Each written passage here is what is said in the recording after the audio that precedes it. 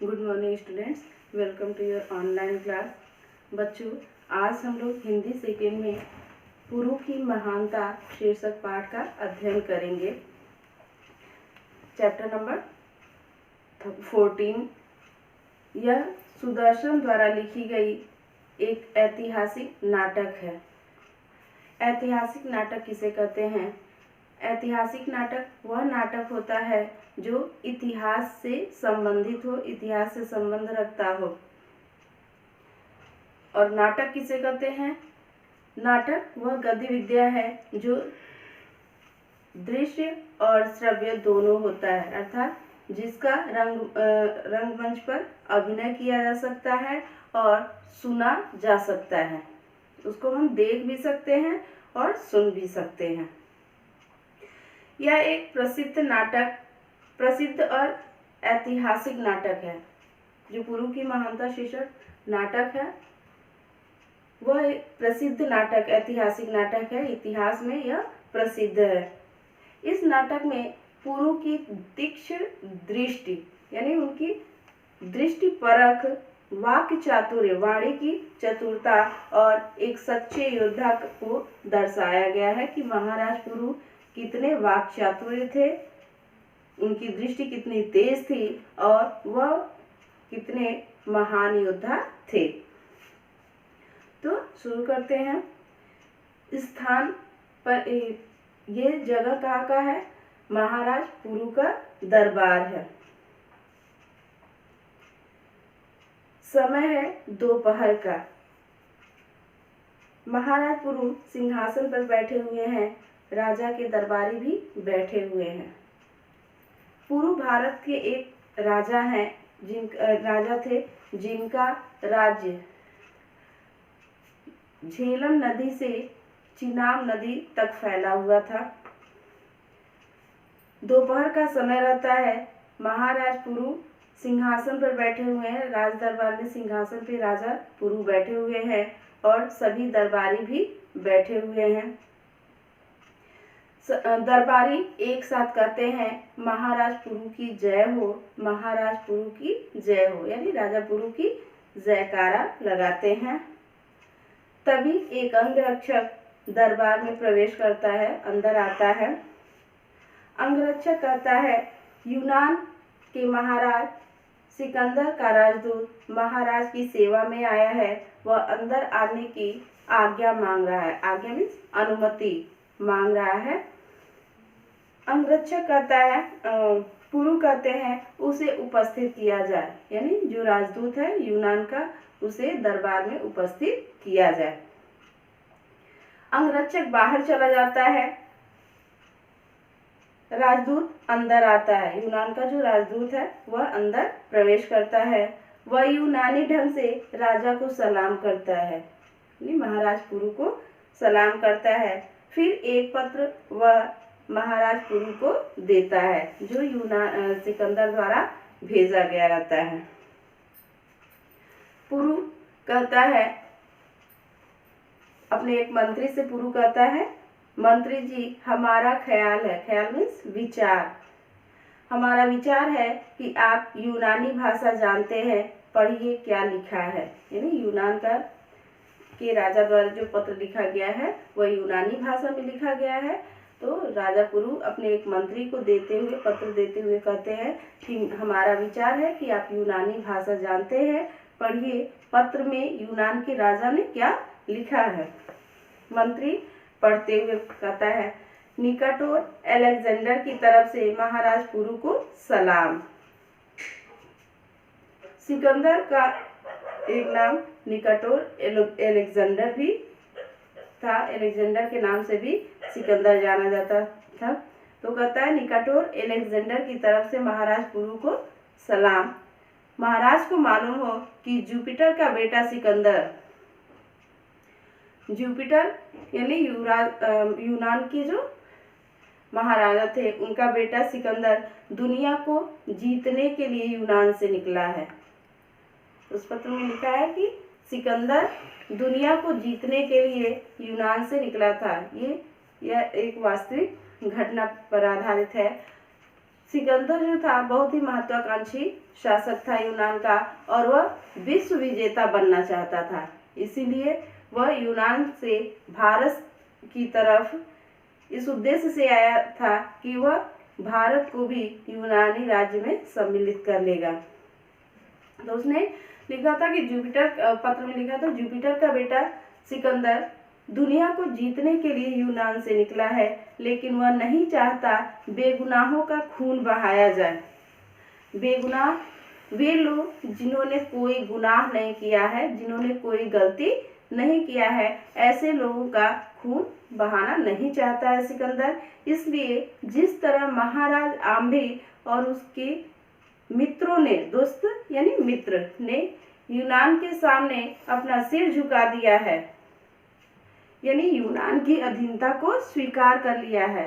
जो महाराज आम्भी थे, भारत के भी राजा थे, वो भी महाराज आम्भी, और उनके कुछ ऐसे मित्र थे जिन्होंने सिकंदर से बिना युद्ध किए ही उसकी अधीनता को स्वीकार कर ली थी।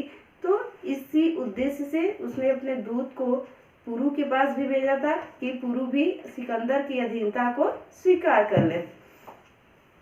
तो लिखा था कि जिस तरह महाराज आम्भी और उनके दोस्तों ने यूनान के सामने सिर झुका दिया है, उसी तरह आप भी सिकंदर को विजयी मान लें, यानी सिकंदर की अधीनता को स्वीकार कर लें। आपको सिर्फ इसके बदले में आपको क्या करना होगा, सिर्फ 200 हाथी, 2000 हिंदुस्तानी तलवारें और सोने के 20,000 अंडे हर साल भेंट के तौर पर देने होंगे। भेंट मीन्स उपहार, उपहार के तौर पर राजा सिकंदर को देने होंगे।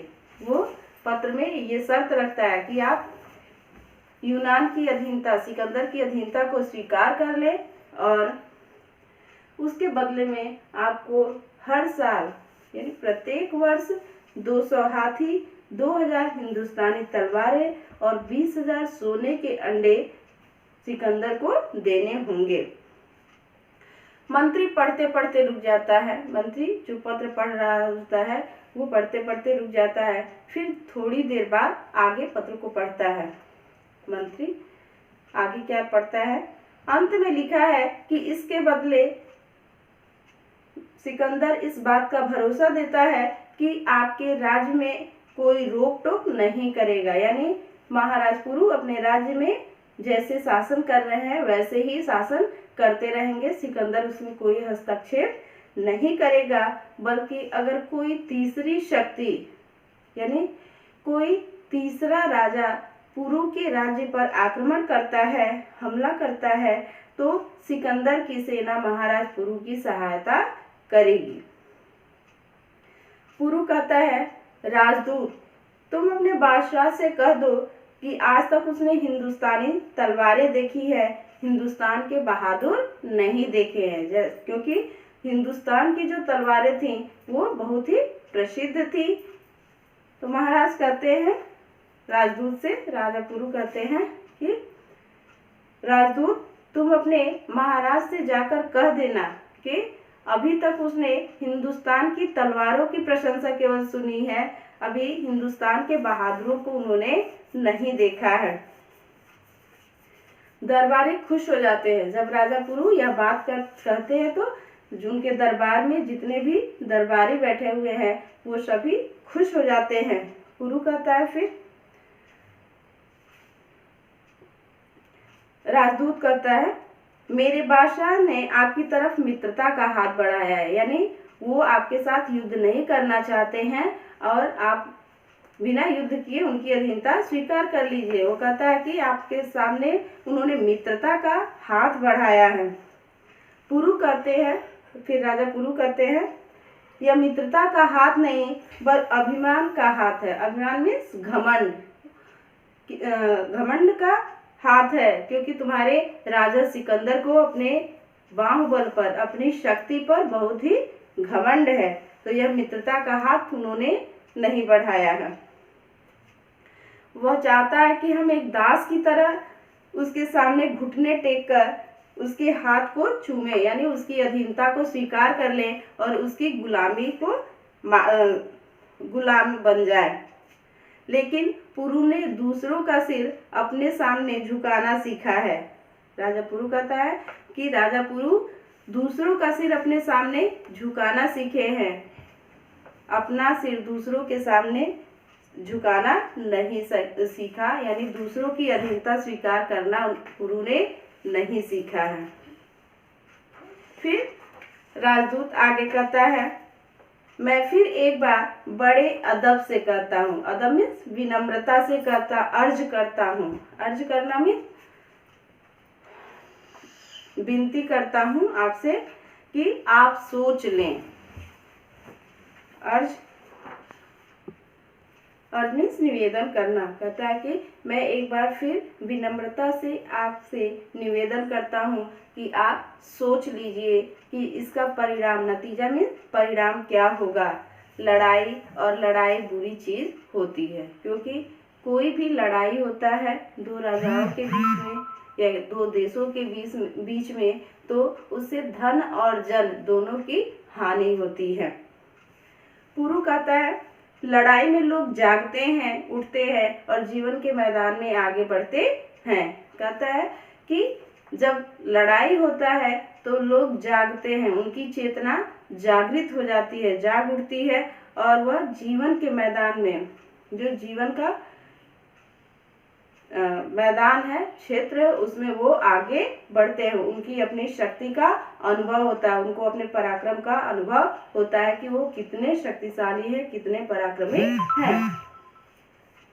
राजदूत कहता है, मगर जो कमजोर होते हैं, कमजोर मीन्स जिनके पास शक्ति नहीं होती है, कम शक्ति होती है या शक्तिहीन होते हैं, वो लड़ाई में बर्बाद हो जाते हैं, बुरी तरह से बर्बाद हो जाते हैं, उनके पास कुछ भी बचता नहीं है। उन्हें अपने आप को बचाने के लिए अगर अपना सिर झुकाना पड़े तो उसे झुका देना चाहिए।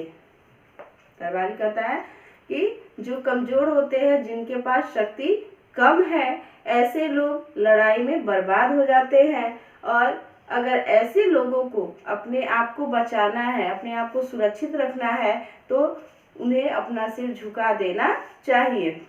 पुरु जब राजदूत की यह बात सुनता है तो उसे गुस्सा आ जाता है, वह क्रोधित हो जाता है और फिर कहता है, राजदूत तुम अपनी हद को पार कर रहे हो। हद मीन्स सीमा को पार कर रहे हो, किसी राजा के सामने उसकी हैसियत को दिखा रहे हो, किसी राजा को तुम यह बात के सामने यह बात कर रहे हो।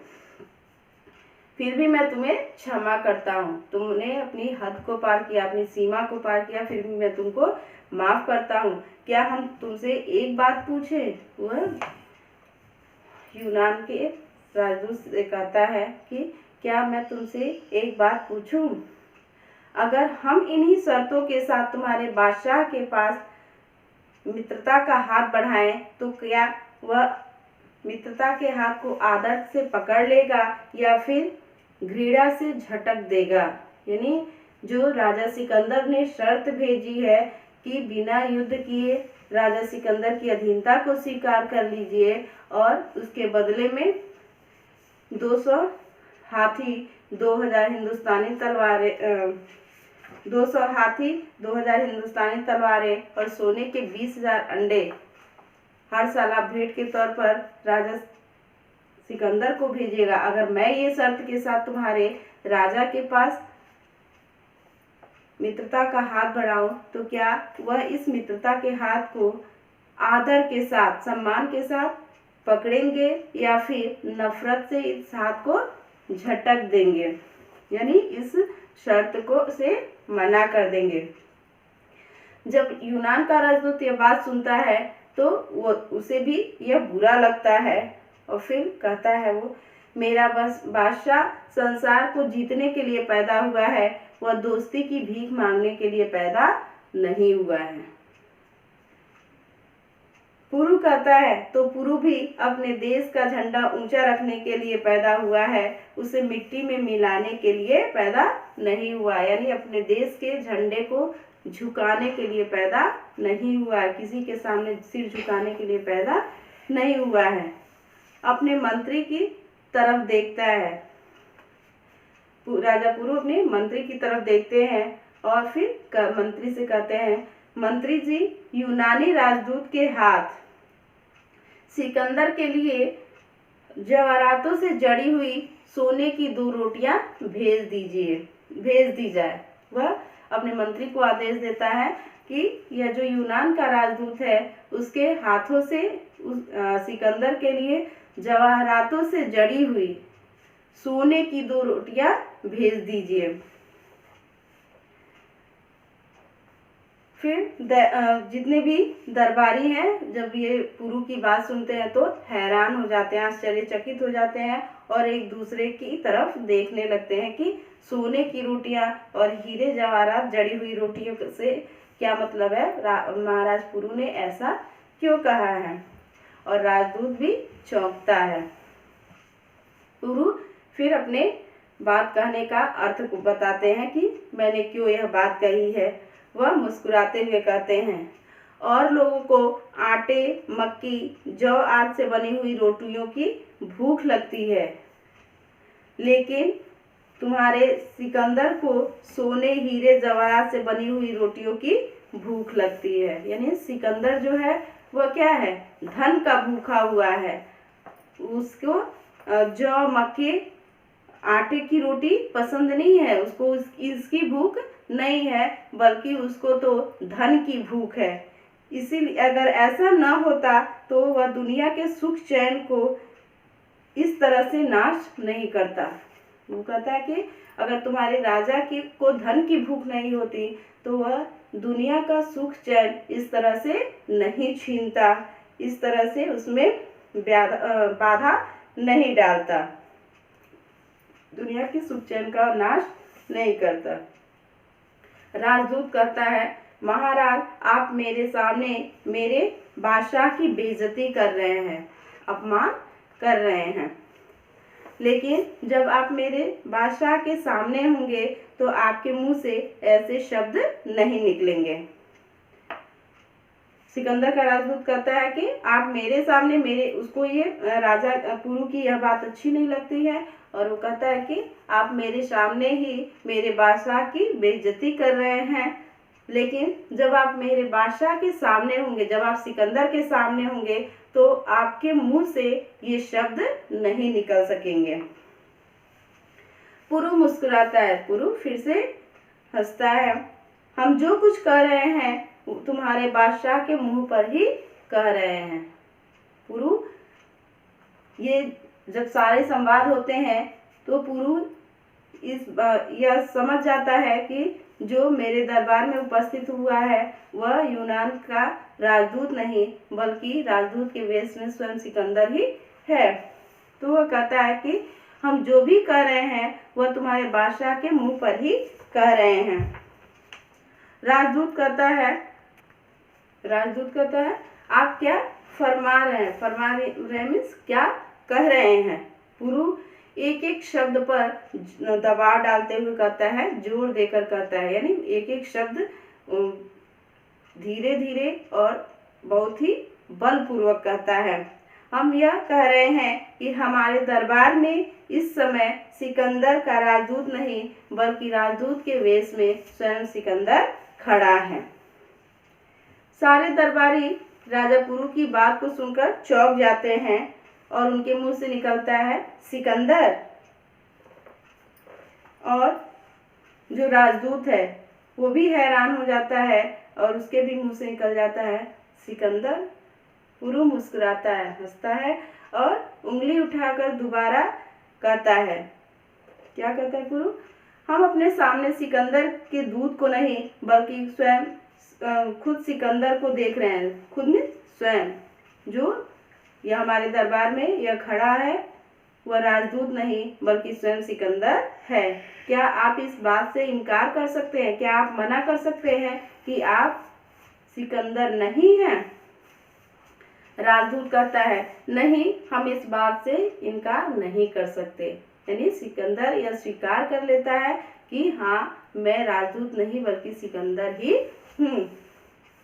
मंत्री कहते हैं, महाराज की जय हो, मेरा अपराध क्षमा किया जाए। यानी यहाँ राजदूत और सिकंदर के बीच संवाद हो रहा था, तो मंत्री राजा को सलाह देना चाहते हैं और सलाह देने से पहले राजा से यह माफ़ी मांगते हैं कि अगर उनकी बात गलत है तो आप उनको क्षमा कर दीजिए। मंत्री कहते हैं कि महाराज की जय हो, मेरा अपराध क्षमा किया जाए।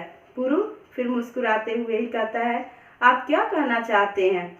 मंत्री कहता है, राजनीति कहती है कि हाथ आए दुश्मन को छोड़ना और अपनी हार खरीदना एक ही चीज के दो नाम हैं।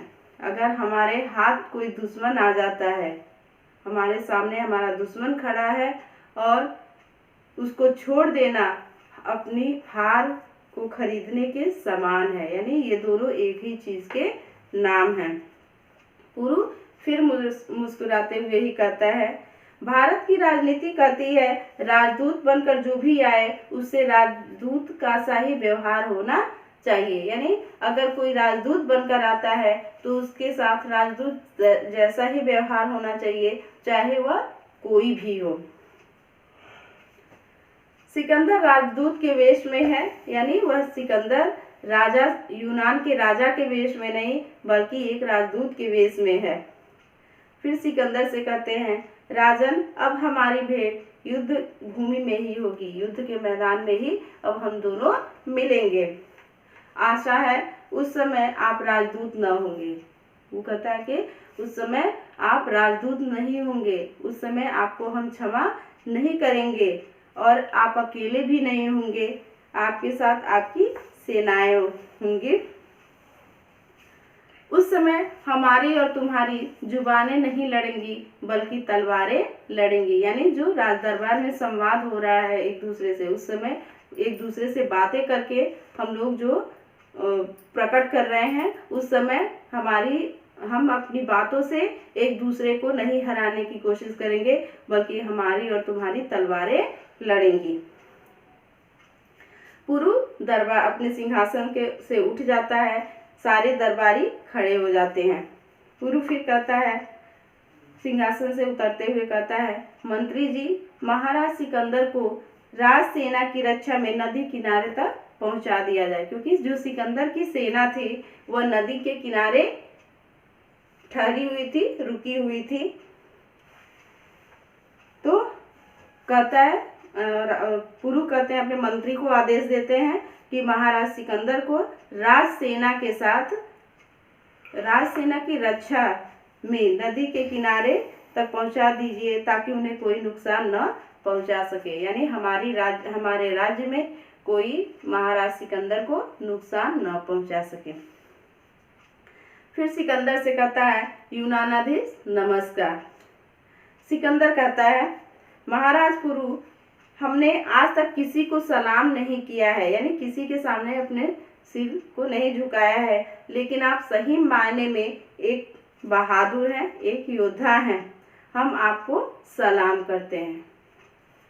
यानी महाराज सिकंदर को यह अनुभव होता है कि वास्तव में एक योद्धा कभी अपनी हार को इस तरह बिना युद्ध के अपनी हार को स्वीकार नहीं कर सकता है।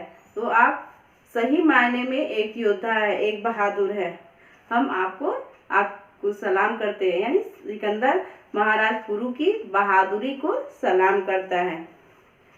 सिकंदर महाराज पुरु को सलाम करता है और फिर राज दरबार से बाहर निकल जाता है।